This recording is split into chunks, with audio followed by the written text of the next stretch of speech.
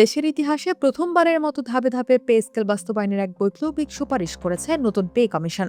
আপনারা শুনলে অবাক হবেন, ২০২৬ থেকে ২৭ অর্থ বছরের বাজেটে এর জন্য বিশেষ বরাদ্দের নীতিগত সিদ্ধান্ত নেওয়া হয়েছে। প্রথম ধাপেই সরাসরি মূল বেতন বা বেসিক বাড়ানোর যে চমকপ্রদ পরিকল্পনা করা হয়েছে তা নিয়ে আজকের ভিডিওটিতে বিস্তারিত আলোচনা করব। সরকারি চাকরিজীবীদের বেতন কাঠামো পুনর্বিন্যাসের লক্ষ্যে গত ২১ এপ্রিল সরকার একটি উচ্চ পর্যায়ের কমিটি পুনর্গঠন করে। এই কমিটিতে জাতীয় বেতন কমিশন, জুডিশিয়াল সার্ভিস এবং সশস্ত্র বাহিনীর সদস্যদের অন্তর্ভুক্ত করা হয়েছে। সাম্প্রতিক রাজনৈতিক পট পরিবর্তনের পর অন্তর্বর্তী সরকারের অধীনে গঠিত এই কমিটি ইতিমধ্যে তাদের সুপারিশমালা অর্থ মন্ত্রণালয়ে জমা দিয়েছে। বর্তমান বাজারে পরিস্থিতি ও মুদ্রাস্ফীতি বিবেচনায় নিয়ে একটি আধুনিক বেতন কাঠামো তৈরি করাই ছিল এই কমিটির প্রধান উদ্দেশ্য।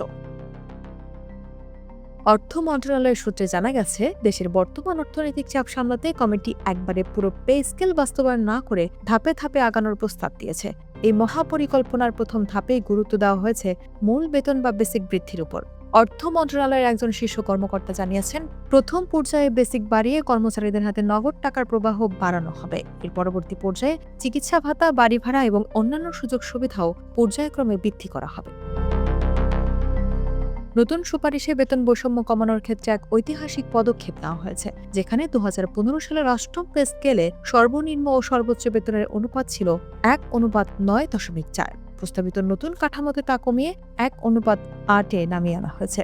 নতুন কাঠামো অনুযায়ী সর্বনিম্ন বেতন নির্ধারণ করা হয়েছে ২০,০০০ টাকা এবং সর্বোচ্চ বেতন ১,৬০,০০০ টাকা। এই অনুপাত কমানোর ফলে নিম্ন গ্রেডের কর্মচারীরা আগের চেয়ে অনেক বেশি সচ্ছলভাবে জীবনযাপন করতে পারবেন বলে আশা করা হচ্ছে। আসুন একটি ছোট হিসাব করে দেখি আপনার বেতন ঠিক কতটা বাড়তে পারে। বর্তমানে ঢাকা সিটি কর্পোরেশন এলাকায় কর্মরত ২০তম গ্রেডের একজন কর্মচারী ভাতাসহ সব মিলিয়ে প্রায় ১৬,৯৫০ টাকা পান। নতুন সুপারিশ অনুযায়ী যদি তার মূল বেতন ২০,০০০ টাকায় উন্নীত হয়, তবে বাড়ি ভাড়া ও অন্যান্য ভাতা মিলিয়ে তার মোট মাসিক আয় ৪১,৯০৮ টাকায় পৌঁছাতে পারে। এটি নিঃসন্দেহে নিম্ন আয়ের কর্মচারীদের জন্য একটি বিশাল বড় সুসংবাদ। নতুন এই প্রস্তাবে শুধু বেতন নয়, বরং যাতায়াত ভাতা, টিফিন ভাতা, ধোলাই ভাতা এবং ঝুঁকি ভাতার মতো সুবিধাগুলো সংশোধনের কথা বলা হয়েছে।